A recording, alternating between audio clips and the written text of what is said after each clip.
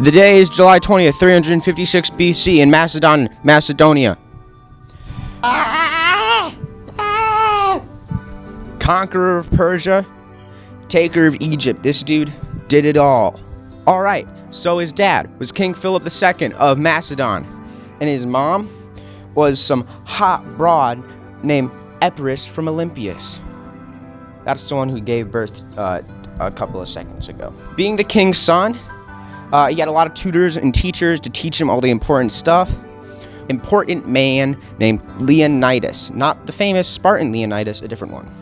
He wanted great things from Alexander, so he's a very strict and, I guess, do it now kind of teacher. But because of that, Alexander was up to the challenge and was able to, work with him and be taught by such a strict teacher.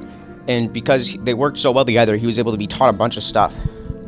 The first thing he was taught, cramming math, which was like the type of math back then, writing, and languages by this man. Because back then, they had to learn a lot of languages. At the age of 7, Alexander was put under the watch of Limachus of Acarnania. I'm going to write that down so that you guys can see how it's spelled, because I can't pronounce it.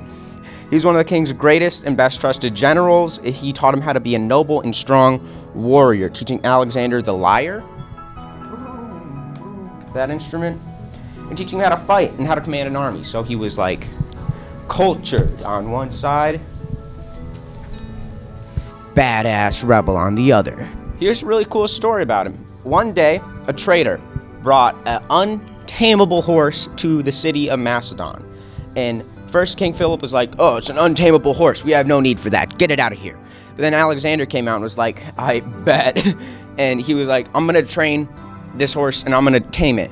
So he hopped on that horse and, whoa, I'm Alexander the Great and I'm struggling to ride this. Whoa. And then I settle the horse down. I'm settling the horse down right now. And King Philip was so impressed with this because he was a good dad and he actually liked his son. For this, he said this quote, "My son, you must find a kingdom big enough for your ambitions. Macedonia is too small for you." This is just foreshadowing the great things that Alexander would do. I wonder why he's called the Great. Later, King Philip hired the Aristotle to teach his son to think about wise stuff and like logic and reasoning, because that's just as important to a general as anything else. This was kind of like an ancient boarding school, so he was around a bunch of other like rich children and stuff. And later on, some of these kids would like become his generals. So that's pretty neat. When he was 16, he had to defend Macedon because his father recently left for war. Big trust moment on his father's part, because Alexander's 16. What am I gonna do when I'm 16? Probably play like League of Legends and I don't know, fart. During this time, something called the Thracian Magi rose up against Alexander because they thought, king's gone, let's go. Alexander crushed them with force and like brutality, just to show like, I'm not someone to frick around with. When his father returned, he was like super proud and super happy and was like, you're gonna be a great king one day. And because of this, he gave him a small little army. And with that small little army, Alexander would ride around all of Macedonia, and quell rebellions. Over the next 3 years, he'd help his father with many campaigns to dominate the Greek states. On one occasion, it said that Alexander even saved his father's life. At Perinthus, they then took over Alicia, Amphissa, before taking the combined armies of Athens and Thebes.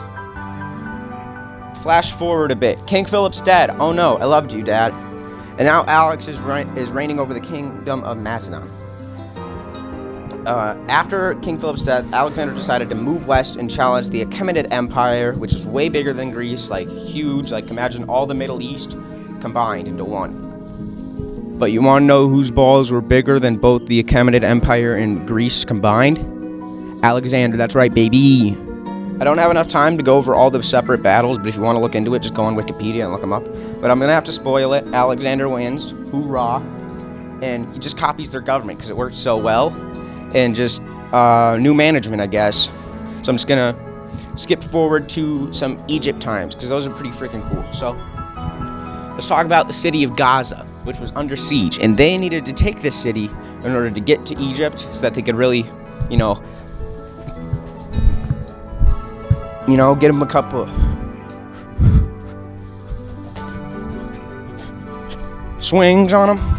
So Gaza was under siege. So the leader of the Gaza army was some awesome, ruthless dude named Betis. Yes, that was his name. So, and the story goes of Alexander taking the city is there were 3 major assaults that they did, and on the third one, Betis's defenses finally fell. And Betis was no meager opponent too. Betis was the perfect opponent for Alexander to go against. And so, once that fell, they came in, and children disclaimer, don't let your kids in when this part.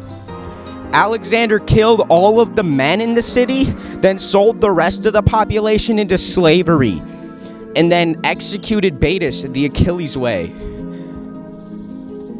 Kinda baller. So, then, after that, he then continued to conquer Egypt. So, that's that for now. I'm filming this on September 11th, so to all first responders, thank you. And I'm gonna leave it there.